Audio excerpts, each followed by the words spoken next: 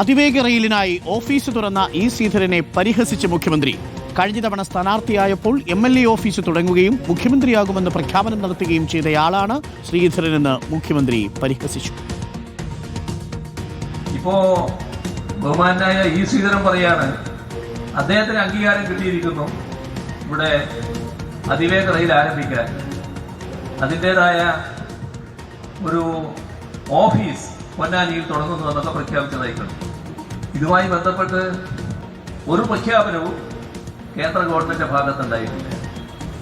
E ശ്രീധരന്റെ office തുടങ്ങല് കഴിഞ്ഞ assembly തെരഞ്ഞെടുപ്പിൽ നമ്മൾ കണ്ടതാണ്.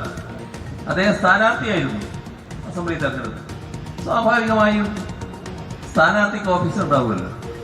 പക്ഷെ അദ്ദേഹം സ്ഥാനാർത്ഥിയുടെ ഓഫീസ് മാത്രമല്ല തുടങ്ങിയത്, MLA ഓഫീസ് കൂടിയാണ് തുടങ്ങിയത്. ഇതിനെ ചില പ്രഖ്യാപനങ്ങൾ നടത്തി ഓർമ്മയുണ്ടാവുമല്ലോ. കേരളത്തിന്റെ മുഖ്യമന്ത്രിയായി വരാൻ പോവുകയാണെന്നൊക്കെ പറഞ്ഞ് ചില പ്രഖ്യാപനങ്ങൾ. അത്തരത്തിലുള്ള പ്രഖ്യാപനങ്ങൾ നടത്താൻ പ്രയാസമില്ലാത്ത ഒരാളാണ് ബഹുമാനായ ഇ ശ്രീധരൻ. മുഖ്യമന്ത്രിയുടെ വിമർശനത്തിന് മറുപടിയുമായി ഇ ശ്രീധരൻ. താൻ മുന്നോട്ട് വെച്ച അതിവേഗ പാതയെ അട്ടിമറിക്കാനുള്ള നീക്കമാണ് സംസ്ഥാന സർക്കാർ നടത്തുന്നത്. സർക്കാരിന്റെ RRTS പദ്ധതി നടപ്പിലാക്കാൻ കഴിയുന്നതല്ലെന്നും ഇ ശ്രീധരൻ വ്യക്തമാക്കി. വിവരങ്ങളുമായി സോണൽ കൃഷ്ണയുണ്ട്.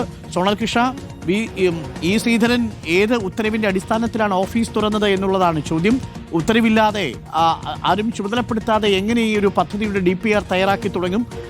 ഇന്നിപ്പോൾ മുഖ്യമന്ത്രി അല്പം പരിഹാസത്തോടു കൂടിയാണ് ഇ ശ്രീധരന്റെ നീക്കത്തെ കാണുന്നത്. അതിന് ശ്രീധരൻ നൽകുന്ന മറുപടി എന്താണ് സോണൽ? അരുൺകുമാർ, മെട്രോമാൻ ഇ ശ്രീധരനെ പരിഹസിച്ച് വീണ്ടും രംഗത്തെത്തുകയാണ് മുഖ്യമന്ത്രി പിണറായി വിജയൻ.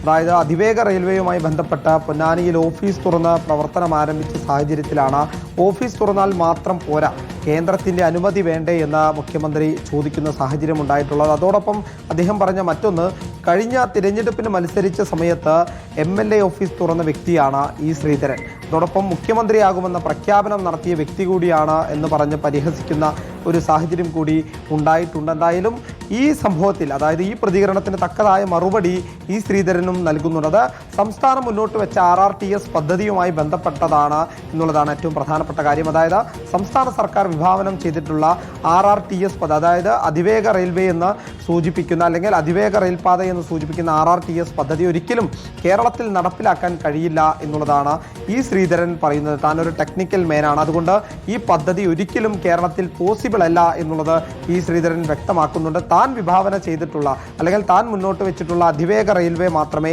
കേരളത്തിന് അനുയോജ്യമായി, അല്ലെങ്കിൽ കേരളത്തിന് അനുകൂലമായി നടപ്പിലാക്കാൻ കഴിയൂ എന്നും അദ്ദേഹം പറയുന്നുണ്ട്.